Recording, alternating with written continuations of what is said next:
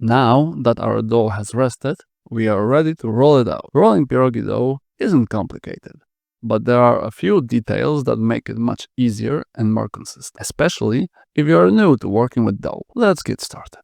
Before we roll, let's talk briefly about equipment. You can absolutely use a regular rolling pin. That said, if you want an easier and more consistent result, a rolling pin with thickness rings is a great option. You choose the thickness you're aiming for, slide on the appropriate rings, and roll without guessing. Now, let's roll the dough. Cut off a portion of the rested dough and wrap the rest tightly so it doesn't dry out while you work.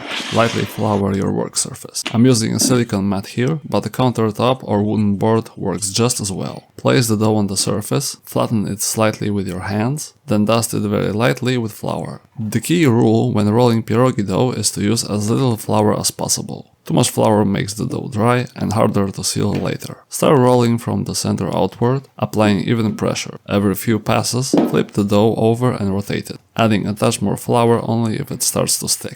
You may notice the dough shrinking back a little as you roll. That's completely normal. For pierogi, you want the dough rolled fairly thin, but not fragile. A good target is about 2 to 3 millimeters. Thin enough to cook nicely, but still sturdy enough to stretch slightly by hand if needed. Once the dough is rolled out, run your hand lightly over the surface to brush away any excess flour. At this point, the dough is ready to be cut and filled, which we'll cover in the next lesson.